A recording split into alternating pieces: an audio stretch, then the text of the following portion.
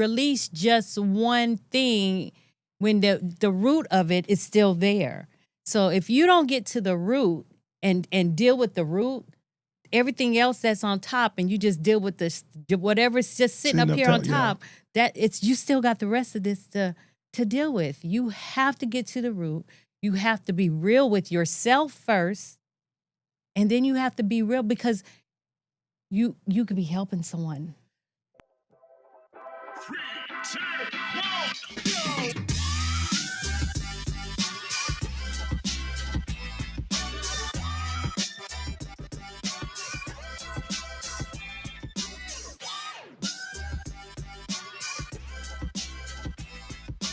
Yes, sir. Back in the building. Felons Ain't Failures 42. I'm your boy D Moss, C Moss, better known as Coach Smurf. I have the beautiful, God-fearing Trinette Hicks back in the building. Hey, How you doing today, ma'am? I'm happy to be here. That's good. That's good. That's good. I don't know if you know it or not, but I've got a lot of questions about when were you coming back? Like you gave a lot of insight, I think, to people that deal with what we were talking about. Okay. And I don't think they knew how to convey it or talk to people about it. So glad to have you back. Let's start off where we left off at. Okay. Stronghold. Stronghold. Yeah, we ended that, big bro. Left us on that spot on that stronghold. That was powerful. Strongholds, yeah. Those are very powerful. I think to read up on it and to do a lot of investigating and just to know more about it is very important for people to understand what exactly it means, because stronghold will have you bound, and it had me bound. So strongholds and all kinds of negativity. My strongholds were insecurity, self-worth. Yes. Suicide. Main thing. Depression. Trauma.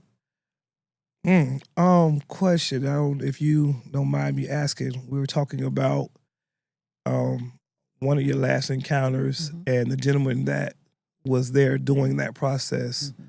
As time has passed, have you had any encounter with this person again? Have you seen him, talk to him? If so, haven't talked to him. Okay, haven't talked to him. Haven't talked to him. Encounter, crossing paths often because we are see each other daily. Daily. Wow. Okay. Yeah. So how's that energy? I take it as it depends on me. Okay. So if I keep my energy intact, I don't have to worry about the energy. It don't control you, which is true. Okay. Yeah. So I have to take first accountability of myself, and that's what I had to learn through this process. Okay. And it was at first it was kind of hard because I'm still going through a healing. I'm not perfect. Yeah. It's fresh. Okay. It was a little over a year ago, so it's still fresh. But all this is growing for me. This is teaching for me. This is showing me where I need to be and where God wants me to be. If that makes any sense, it just I can't focus on what's gonna happen or how this is going to the outcomes are going to be, because my whole focus is, God, where do you want to take me? Okay. And if I focus on, because I know He's healed me and He's still healing me from. Yeah. You know what I mean? I'm looking at the shirt, feeling exactly how I look. Blessed. I was actually, and when I was picking it out, I was like, okay, well, God, what you want me to wear? What you want me to put on? I knew I was gonna put on orange. Okay. Yeah. Your favorite color? I was gonna put on orange. That. And when I saw, as soon as I seen it, I was like, this is it. Yeah, because you're definitely blessed to be here, sitting here with me today. Definitely. So we were speaking on the retreat that you went to. Can you dive into that a little bit more about what actually went on? Like I said, that what let you know that stronghold was starting to be broken. And the actual the ministry that dealt with the retreat is called Deeper Still. Deeper still. Okay. Deeper still. And it's exactly like it says, it goes deeper still. Okay. Okay, so it's meaning that it's going to go deep.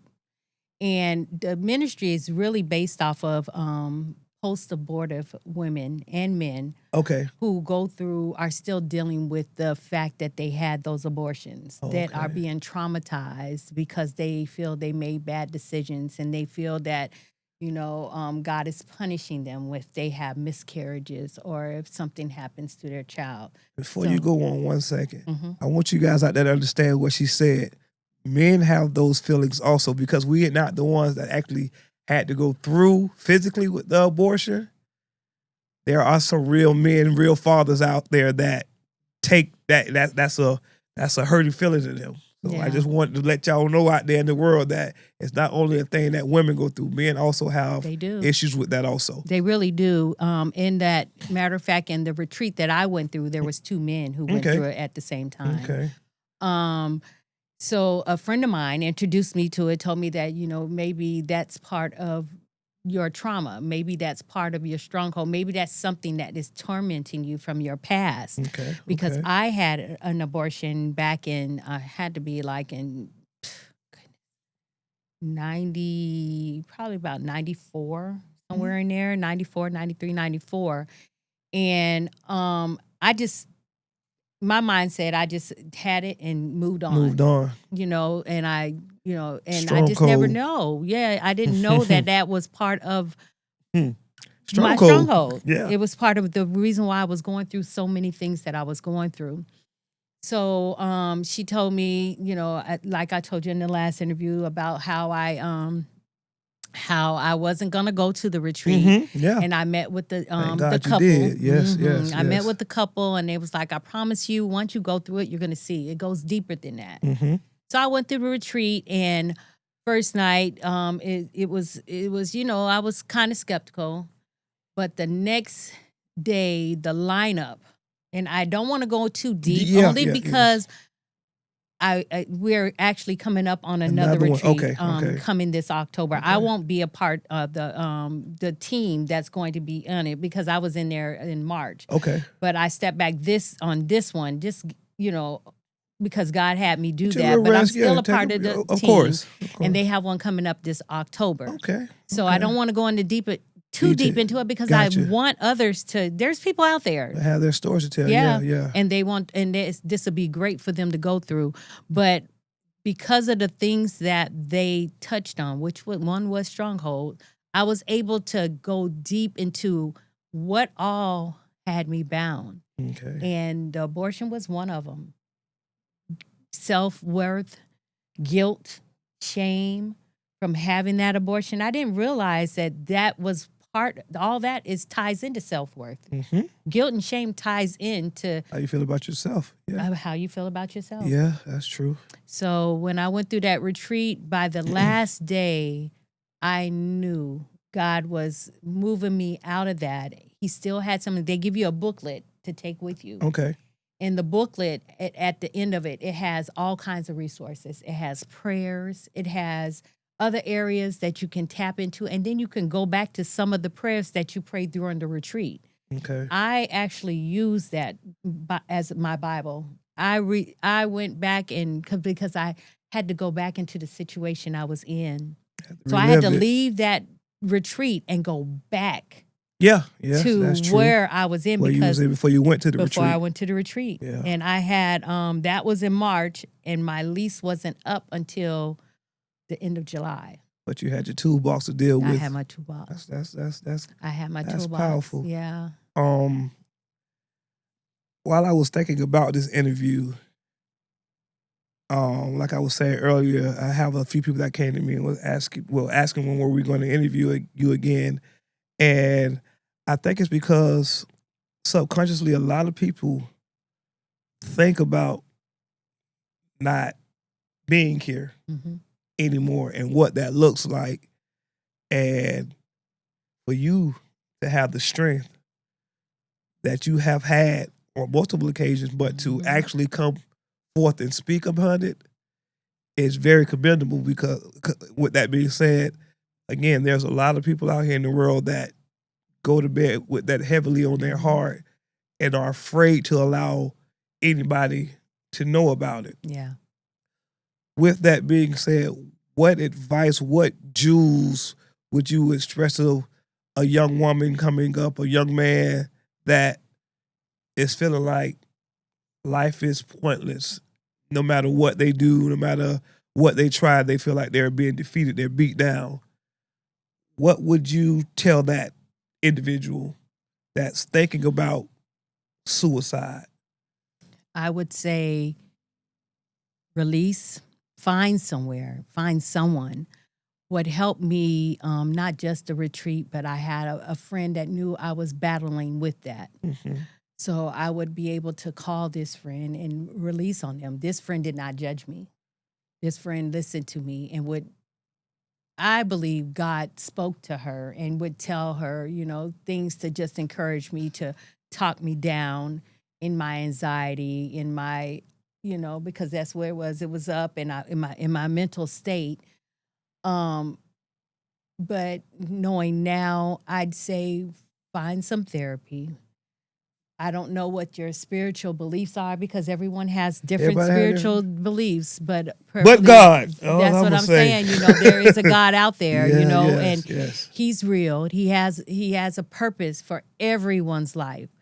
So I would say surround yourself around people who are positive because that's important. I noticed that it's so funny and I wonder how come it was so the gap between the first interview to now. Mm-hmm. But I have to say that I am thankful to God for that gap because He's been talking to me in the midst of it.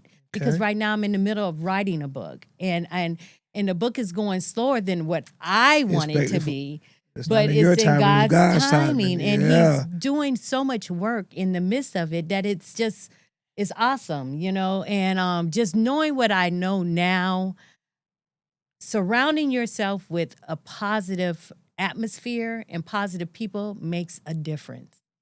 It makes a difference because no one likes to be around a sourpuss. Sourpuss, yes. Misery does love company. Yes, yes they And do. if I had to realize, because I used to wonder, why people didn't want to be around me, why this, why that, but I carried that miserable spirit. I carried it.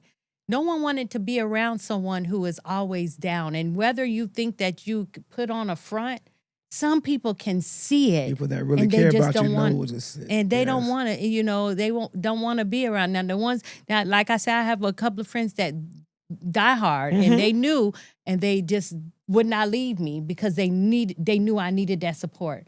But then there's certain people who just can't handle that, and you can't fault them for that You can't because they fault don't them for have that that because strength. and you don't know where they've been. Exactly. I'm in my healing era. I can't be around someone who was in the place that I was, and there's I nothing might go against back. them. I might revert to what I was. I just can't. Yes, right now, yes. God doesn't have me there, so I'm trying to heal, and I can't be around it. So I have to be mindful about graciously moving away from it, and moving forward.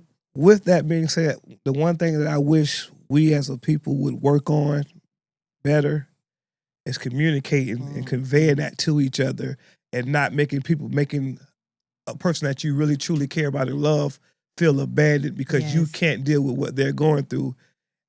I feel it would be so much better, like say me and you were good close friends and I just went through something and you're going through the same thing. With that being said, I feel like I can't personally help you because that may convert me back to what I just went through. I feel it would be better if I was able to convey that to you so you would understand, Yes. okay, I can't, as much as I would love to, I can't call on Smurf about the situation because that might bring him back to where he's trying to get out of. Right. If we were to be able to do that, I think a lot of relationships, friendships would last a lot longer because a lot of people leave and don't deal with certain people not because of something that truly has happened. It's all assumptions. Right. And we're so in our own way, so bullheaded to where if they ain't calling me, I ain't calling them. Right. If they don't know what I'm going through, you're right. They don't know. Right. How would they know if you don't tell them? Right. That's just so powerful. I like That's important. very, very important. like my wife is one of the people that kept asking me, "Well, you guys bringing Trinette back on?" Aw. And I've been wanting to ask her, "Have you?" Because we've never had that conversation. Mhm. Has that ever been a thought of Mhm. yours? Because, like I said, she kept asking, like she kept saying, "When is she coming back on? When is she coming back on?" And when I finally, it's different than like right now. We're talking, we're politicking right now. Right. It's going to feel different to me when I go back and look at it. So during this whole week span of getting ready for the interview, because this is my first time doing it one-on-one, Right. I went back and looked at our show, and I can understand why people really say, if that may be one of our most viewed shows, because that was very, again, we don't know what people go through behind closed doors. Right. And a lot of people have a lot of demons, Mhm. and they don't know how to release them. Right. And you really, by opening up, being transparent, and being just blatantly real, I think gave a lot of people hope that may, at that point in time, didn't have it. And I truly, from the bottom of my heart, appreciate you for that. Because you didn't have to come up here and tell your story. Right. I when it aired, I had told Charles, I said, I haven't watched it yet. He was like, why? Yeah, I don't know He why. said, you need to watch Yes, that. you I was do. like, I don't know, because I'm my worst Yeah, worst critic. enemy, yeah. And Your I was biggest like, critic. I don't know how it's gonna, and because that was something I had held in so long, that vulnerability is something that I put first now. I don't mind speaking about it. I don't mind. To me, the more I speak on it, the freer I The freer get. you get, yeah. And And you so raw. Like you won't hold no punches. and I and think I that's the appreciate way it. to be. Yeah, if you go- have to be that way. And I think the people who are out there that are holding on to this, I would say to you, find someone to talk to. You can't just unload on anyone. Yeah, yes. You have to unload on the right people. On the right people. There are professionals out there, so pray and have discernment on who it is. God, I prayed for a long time, and He finally sent me someone. I think in our ethnicity, our community, yeah. people, we don't We don't want under- to. I I don't don't know how you would say that, but we don't. We grew up in the era of what happens in this house stays in this house. If I'm being truthful, I don't think we understand it. I don't think we understand the severity and the realness of it, because it really, until the past few years, it really never hit home. Yeah. No disrespect to any other culture, but it was always said, that's not, when you hear somebody a suicide, we already know who did it. It wasn't one of us. Yep. That was Yes. legitimate. We always heard that. Yep. Not knowing that it's a big part of It's our a community. huge part of our community. But we're just so used to keeping everything, like you said, what's Bottled going on in in. my household, Yep. don't nobody else supposed to know. Yeah. And we took that and made it normalized for everything. Yes. And that's not Everything. healthy. Yeah, Yep. we made it, and it's not healthy, It's not. because how can you ever get through something if you never dealt with it or know someone that has? Yeah. Like, it's hard. It's hard. And the older you get, the worse it is. Because The more stubborn you are. yeah, the more stubborn you are, the more trauma that's going to pile up on top of each On other. yeah. Because you can't release just one thing when the root of it is still there. So if you don't get to the root and deal with the root, everything else that's on top, and you just deal with this whatever's just sitting up here on top, that it's, you still got the rest of this to deal with. You have to get to the root. You have to be real with yourself first, and then you have to be real, because you could be helping someone, someone who needs it. And trust me, I feel like you've helped a lot of people from your voice on this FAF podcast.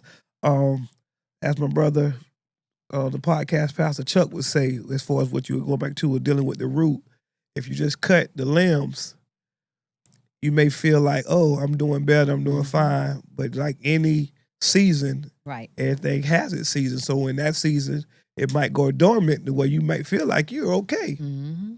And all it takes is for a certain song, it depends on who the person is. Anything can trigger you if you don't deal with it from the root. Anything. Somebody could be next to you and sneeze the wrong way. It reminds you of somebody that used to sneeze that way, and that just throws you all the way back. And it's real tough. It's real hard. Mm-hmm. But it's good to have someone that you have to vet the person. You have to. Like my hat says, keep praying. I saw that. I like that. As long as you keep praying and asking God for the guidance, the wisdom, and the strength to deal with whatever it is, Yeah. I promise you, Yeah. He'll bring somebody into your life to help you get through it. Is there anything else that you would like to let our fans know, our subscribers know about Ms. Hicks? About me. Wow. I Anything am just coming up? What is it? No, just growing. Just like I said, I got the book. Yes, congratulations. Thank you, and that I'm still working on. Yeah, it's I gonna had get done. plans that where I wanted, but yeah, God is just doing. He's just doing so much, so many awesome things in my life. He's showing me who He is on a daily. He's showing me where I need to grow. Where He's allowing my relationships to come organically. Yeah. Yeah. Because there's different forms. Like, today I was in the car with my youngest daughter, and God had allowed me to just share with her, with her about growth and how, allowing God, don't be so hard on yourself, because she sometimes gets in a habit of doubting herself, and she gets scared because she doesn't want to fail. But I told her, I said, you got to fail in order to grow. That's part of growth. That's part of growth. If you don't try it to fail, how are you going to know to keep going? So I told her, I said, do you know the people that are out here who have succeeded in something? Guarantee if you ask them how many times they failed in life, they probably can't even remember the amount of times, the number. But they'll remember the time, they'll be able to tell you the amount of times that they were able to succeed. So I'm sure you are going to fail more times than you succeed, but the only way you're going to succeed is if you fail. By failing. How you know what succeeding gives if you've never failed? If you never failed. And that goes to just our world today. That's all social media shows is the glitz and the glamour. And I honestly, I'm not that old, but I feel for our youth, it's just, for my son, it saddens me the way that everything they see, it's overnight success. It is. Like nobody wants to be raw and show what they really had to go through. So then when you don't have the background or the support system and you're not mentally strong, it makes people turn to suicide. Yes. Because you're feeling like, well, this person did this. I'm trying to do the exact same thing and it's not working out for me, not knowing that this person has probably been doing this for 10 to 15 years. And just this year alone, they finally succeeded. Right. The past 14 years, they failed every time. But the world wants everybody to be overnight success. So that's all they show. Right. And that's not the truth. Like, earlier in the podcast, we were talking about, I brought up Genesis 22 with Abraham and God asking him to sacrifice his son. Right. And again, with the ram in the bush, 43 years old, heard that story 40 years of my life and never paid attention to the thicket. As far as you have to go through the bumps, the scrapes, and the bruises and the pain to get to the ram. It wasn't a clear cut view for Abraham to grab the ram. No, he had to go through a lot to get there. Just to get there. Yeah. And that's how we are in life. Nothing's gonna happen overnight, nothing's gonna be easy. As long as you put the work in and have the faith, you're gonna go through some ups and downs, you're gonna go through some cuts and bruises, you're gonna lose some people, you're gonna gain some people. That's right. With that being said, as long as you continue to keep your eyes on God and do what you're supposed to do, what He tells you to do, You'll get through the thicket, Mm-hmm. and you'll have your sacrifice that'll bless you at the end. The word talks about to contend for the faith, to contend, to never give up, keep striving, Keep for it, striving. keep trying to grab it, go after it. You know, it's just the size. What do you say? The size of a mustard Mustard seed. seed. You know, and just contend for it. You even look at David. You look at David, what he went through to get to where he was at. And you know what gets me about David's story is in everything that he did, God still called him the apple of his eye. Because no matter what, you read through Psalms, and no matter what, David cried out to God. He prayed earnestly. He was vulnerable with God about his sins. He knew what he had done wrong, but he also knew who God was. He had that relationship with God. And then just to get to where he was, and then who else? Joseph. It's so many of them. Yeah. Look at Joseph. And I think those are the ones that succeed, because even though they know they couldn't hide it from God, he knows all, sees all, they still allow him to get it from them. Right. Not that he had to go searching for it, because he's always seen it, but he heard them cry out and tell him what they've done wrong, even though he already knew. He already knew. So that made it even much better. Like my son, my child is coming to me and letting me know that, yes, I have done wrong, but I need you. Right. I can't do it without you. I can't do it without you. I can't do it without you. You are my life. Yes. And I know who you are. So yeah, I know you made me. I know you have purpose for me. Look, and going back, looking at where you came from and where you are now.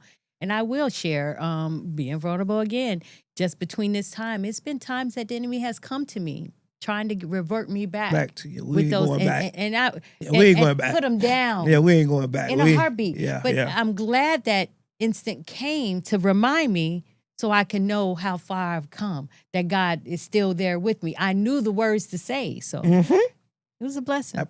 Yeah. Yeah. Oh, with that being said, again, lovely sitting here with you. Yeah. I truly appreciate you. I know we're going to have you come back again for something else. Yeah. I'm here with y'all. I appreciate you. Hey, man. Bless one. Felons Ain't Failures 42. Cue the merch, baby.